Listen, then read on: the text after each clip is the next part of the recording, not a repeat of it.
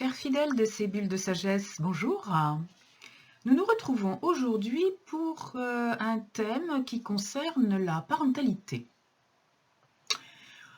Pendant très longtemps, pendant des siècles, l'enfant était comme un petit animal à dresser. Du reste, tous les termes qui parlent de la transformation de l'enfance vers l'âge adulte tournent autour de ce geste, se dresser, élever, même éduquer. Tout ça, ça veut dire aller vers le haut. Il y a une connotation verticale dans tout ça. Et de fait, pendant de très longs siècles, l'éducation a été ce que la pédagogie a appelé pendant un temps l'éducation verticale. C'est-à-dire que l'enfant avait une place dans une échelle verticale. Et les éducateurs, parents, adultes, environnants, étaient au-dessus. Et il n'y avait pas de discussion. Et puis, depuis, on va dire globalement, les retombées de mai 68, alors depuis les années 70 environ, où, je vous le rappelle, le leitmotiv c'était « Il est interdit d'interdire », on a commencé à découvrir ce que l'on a appelé l'éducation horizontale. C'est-à-dire, mon enfant et moi, nous sommes exactement au même niveau. Mon enfant en sait autant que moi, je n'en sais pas plus que lui. Je n'ai aucune raison, aucune espèce de supériorité sur mon enfant et je n'ai absolument aucune raison d'avoir raison et lui tort. Bon. On est passé d'une éducation complètement verticale où la parole du père en général était parole d'évangile, à une éducation horizontale où on demande son avis à l'enfant sur tout. Et où les parents ne savent plus dire non lorsque l'enfant demande quelque chose, mais fais comme tu veux, sens-toi libre, c'est toi qui vois, suis ton instinct.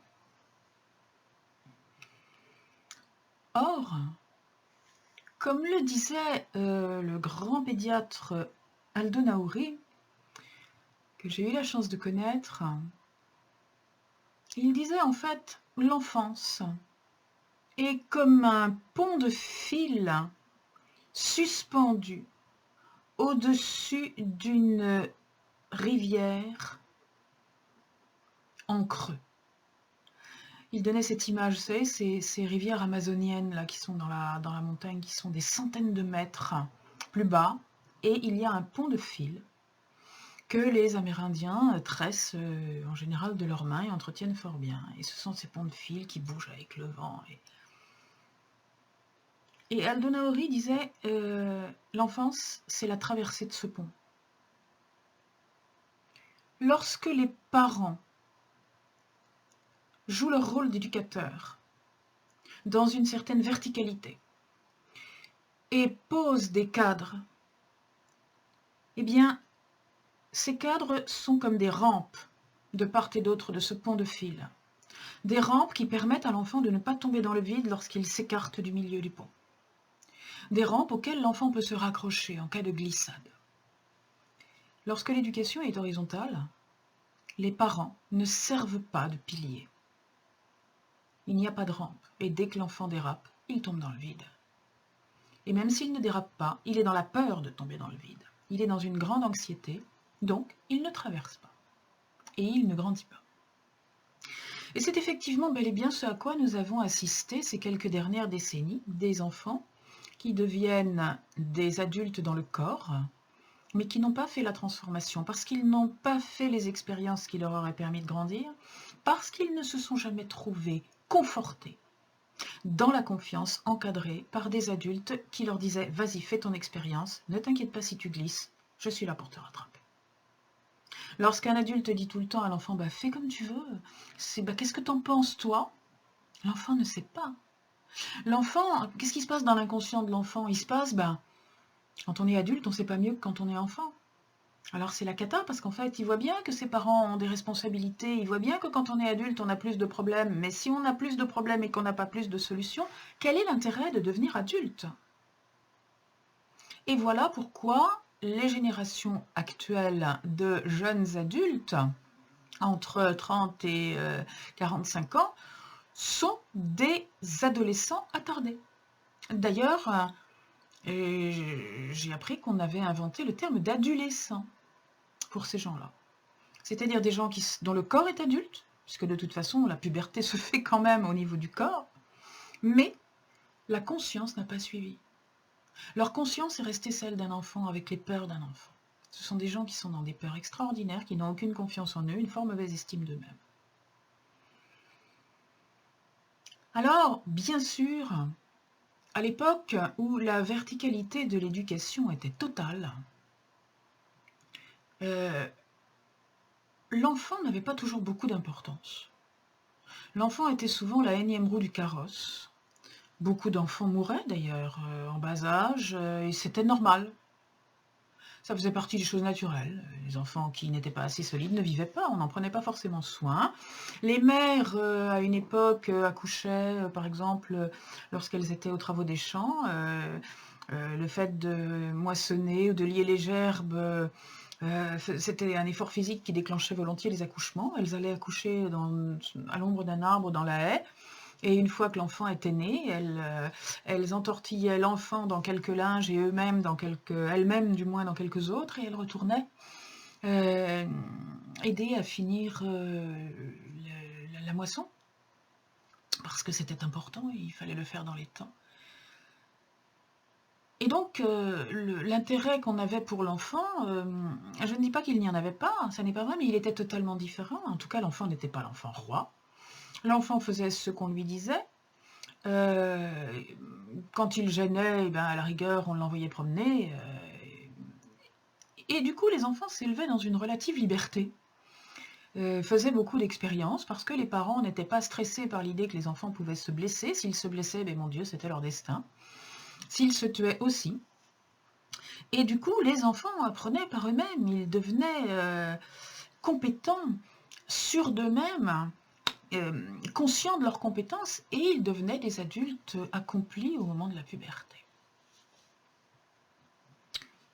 Qu'en est-il donc de nos jours, avec toute une génération, voire deux maintenant, de jeunes adultes qui sont complètement paumés, passez-moi l'expression, qui n'ont absolument pas de solidité intérieure, qui ont eux-mêmes fait des enfants, qui les ont qui les ont nourris, qui ne les ont pas éduqués, puisque éduquer veut dire aider à devenir grand. Ils ne les ont pas éduqués, ils ont fait comme ils ont pu, comme ils ont su. Attention, il n'y a pas de jugement dans ce que je suis en train de dire. Il y a simplement que quand on n'est pas soi-même, quand on n'a pas soi-même de point de repère, on ne peut pas en donner aux autres. Quelqu'un qui est perdu au milieu de l'océan ne peut pas indiquer sa route à un autre type perdu au milieu de l'océan aussi, voyez-vous.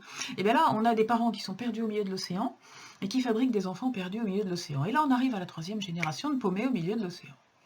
Et le grand océan de la vie commence à être rempli entre deux morceaux de plastique qui flottent, de gens complètement paumés, qui ne savent pas quoi faire. Qui ne savent pas quoi faire de leur vie, qui ne savent pas quoi faire de leur conscience, qui avalent n'importe quoi, tout ce qu'on leur raconte. Ou alors au contraire qui n'écoutent personne, parce qu'ils n'ont confiance en personne. C'est l'un ou l'autre. En tout cas, ce sont des gens qui sont fort mal dans leur peau. Des gens qui n'ont pas joué, qui se sont toujours amusés. Là, je vous renvoie à ma vidéo précédente. Un enfant doit jouer, un adulte aussi d'ailleurs, mais pas s'amuser. S'amuser, c'est se couper de soi-même. Jouer, c'est entrer dans un jeu de rôle, entrer dans un rôle qui va nous permettre d'expérimenter une situation pour voir si on est capable de la gérer. Ça, avant, les enfants faisaient ça très bien. Les gens de ma génération qui ont eu des enfants, combien de fois on a entendu dans les chambres d'enfants, alors on dirait que je serais le chevalier et que toi tu serais la princesse. Et il y aurait un méchant qui t'enlèverait et moi je courrais après le méchant pour te sauver. Tout ça au conditionnel, évidemment.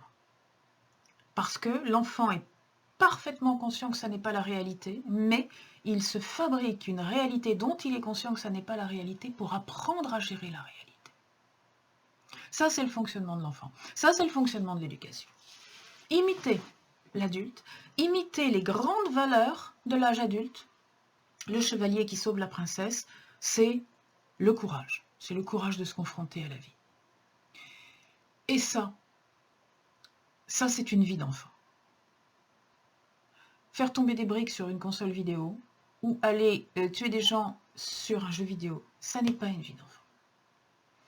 Et voilà pourquoi les enfants qui étaient habitués à la dure dans les basses-cours des châteaux forts devenaient des adultes beaucoup plus accomplis et beaucoup plus compétents que tous ces petits cerveaux sur pattes, cerveaux pas toujours compétents non plus d'ailleurs, qui vont dans nos grandes écoles et qui, une fois sortis de là, ne sont à l'aise que dans les 8 mètres carrés de leur bureau. Dès qu'ils sortent dans la nature, ils sont incapables d'enjamber une flaque. Alors qu'est-ce qui est juste dans l'éducation? L'éducation horizontale est totalement injuste. Totalement injuste. En tant qu'adulte, en tant qu'éducateur, dire à un enfant, ben moi je sais pas mieux que toi, hein, voilà, moi je suis contentée de te mettre au monde et puis bah, le reste je sais pas faire, hein, alors voilà, faut pas m'en vouloir mais je sais pas faire. Attitude recommandée par un certain nombre de psychologues pendant un certain temps, ils en reviennent, heureusement. L'éducation verticale, où on n'en avait rien à faire de l'enfant et où on commençait à s'y intéresser quand il atteignait un âge de jeune adulte où il était capable de commencer à apprendre mais comment reprendre les affaires familiales, par exemple, ou comment aller gagner sa vie à l'extérieur pour aider les familles, etc. Ah, il faut bien reconnaître que c'était pas totalement juste non plus, mais ça faisait moins de dégâts. Disons que ça fabriquait des adultes, mais ça fabriquait des adultes qui n'étaient pas forcément heureux et qui à l'intérieur, quand même, avaient un peu manqué d'amour, non? Alors, c'est pourquoi je vous recommande un fonctionnement éducatif dont le qualificatif n'existe pas encore, mais je vous le propose. J'en revendique la paternité, enfin la maternité. C'est l'éducation diagonale.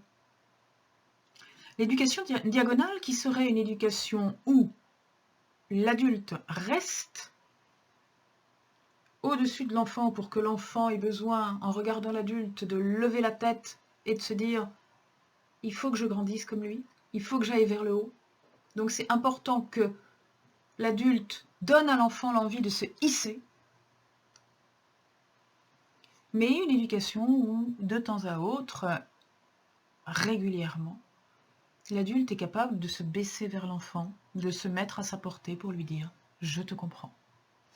Une éducation où l'adulte est capable de prendre en compte les émotions de l'enfant et de mettre l'enfant dans la conscience qu'exprimer ses émotions, ça n'est pas mal.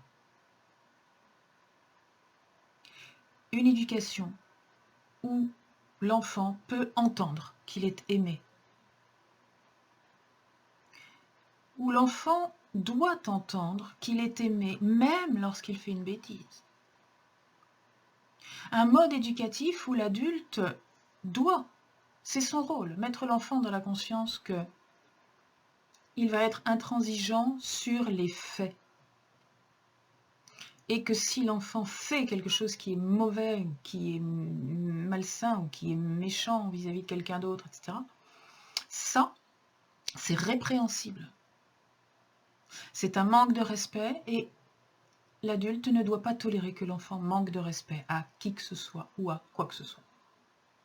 Mais l'adulte doit aussi toujours, en mettant l'enfant dans la conscience qu'il ne doit pas faire ces choses-là, lui permettre de percevoir, de ressentir que ce qu'il a fait est mal. Mais ça ne veut pas dire que lui, être humain, enfant, est mauvais. On n'est pas mauvais parce qu'on fait quelque chose de mal. Ça, l'adulte doit aussi être capable de le dire à l'enfant. L'adulte doit savoir des choses. L'adulte n'est pas quelqu'un qui ne sait rien, en principe. Donc, éduquer son enfant, c'est être un modèle pour lui. Et on n'est pas un modèle si on dit tout le temps, bah, je sais pas comment faire. Il peut arriver qu'un adulte ne sache pas comment faire, et ça arrive assez souvent. Je ne vous dis pas qu'il faut mentir à son enfant et lui dire je sais faire quand on ne sait pas. Il faut être honnête avec son enfant, de façon à ce que l'enfant puisse avoir confiance en vous. Il aura confiance en vous si vous êtes honnête avec lui. Si vous lui dites oui, ça je sais faire, je vais te montrer, je vais t'accompagner, on va le faire ensemble. Ou si vous lui dites écoute, je ne sais pas, mais on peut peut-être essayer d'apprendre ensemble. Ça, c'est de l'honnêteté. Si vous lui dites oui, j'ai la réponse à toutes les questions, l'enfant sait très bien que ce n'est pas vrai, donc il n'aura pas confiance en vous. Si vous lui dites je n'ai la réponse à aucune question, ben, il n'aura pas confiance en vous non plus. Hein. Si vous allez voir un expert pour lui poser une question et que cet expert vous dit ben, j'en sais rien moi, qu'est-ce que vous en pensez vous? Imaginez, vous allez voir votre médecin avec vos analyses, tout, vos radios, votre scanner, votre bidule, vous le donnez au médecin et vous lui dites alors, et le gars vous dit bah je sais pas, qu'est-ce que vous en dites? Vous avez vu à la radio les analyses et tout, vous en pensez quoi vous? Moi j'en sais rien. Ah. Eh bien, pour son enfant, l'adulte est un expert, l'expert qui va lui permettre de grandir. Et il faut assumer ce rôle. Il faut assumer ce rôle d'expert. Il faut apprendre à assumer ce rôle d'expert. Se faire aider au besoin. Dans le temps, c'était naturel. Les mamans allaient voir leur propre maman pour leur dire « Bouh là là, je ne sais pas comment m'en sortir avec mon fils, ma fille, qu'est-ce que tu fais, qu'est-ce que tu as fait, etc. » Et les mères transmettaient. Les pères aussi. Maintenant, on en arrive à un stade où même la grand-mère est complètement paumée, alors on ne peut pas s'en sortir. Bon, si, parce que quand même, il y a un certain nombre d'éducateurs sensés, il y a un certain nombre de courants pédagogiques sensés, il y a des gens qui ont la tête sur les épaules, il y a des gens qui ont les pieds dans la terre et qui sont prêts à éclairer le chemin. N'hésitez pas à recourir à eux. Servez-vous de votre intuition pour savoir si vous avez affaire à quelqu'un qui est dans le bon sens ou à quelqu'un qui est dans la pure théorie. Quelqu'un dont le nom m'échappe sur le moment a écrit un bouquin assez intéressant qui s'appelle « Retrouver son rôle de parent ». Et je crois que c'est ça le fond du problème. Il est important que, lorsqu'on a un enfant, on retrouve le rôle du parent. Un parent doit être un éducateur.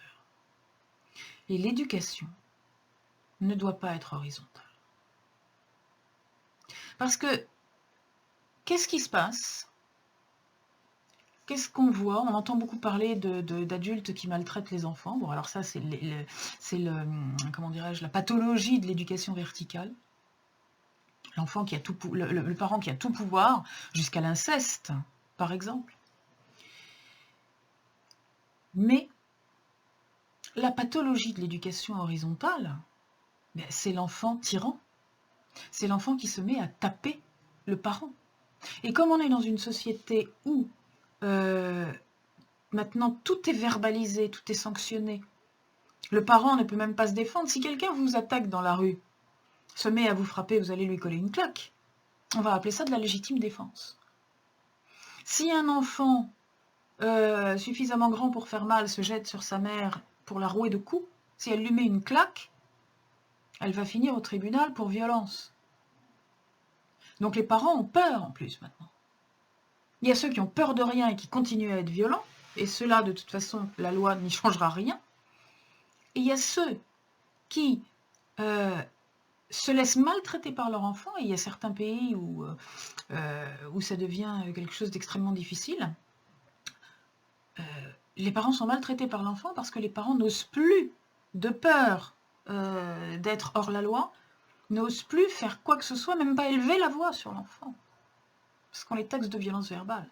Donc on est vraiment arrivé à quelque chose d'insensé. Alors bon, pour ces gens-là, enfants ou parents qui sont dans ce cas-là, on est dans une espèce de pathologie, on est dans le curatif.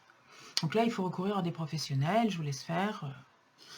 Après, moi, là, je m'adresse à vous pour l'avenir. Il ne faut pas laisser venir les choses comme ça. Lorsqu'on attend un enfant, il faut commencer à endosser son rôle de parent. Et l'éducation, ça commence à la maternité, voire avant. Le comportement de la mère enceinte, le comportement du couple parental pendant que la mère est enceinte, influe aussi sur la façon de se comporter de l'enfant. Il faut y penser à ça. Bon, puis il n'y a pas que ça, après on pourrait parler d'épigénétique, ok? Mais en tout cas, à partir du moment où l'enfant est là, lorsque l'enfant paraît, comme disait Victor Hugo, il faut devenir parent, devenir éducateur. Faites-vous aider, questionnez, renseignez-vous et surtout, écoutez votre intuition. Écoutez votre intuition.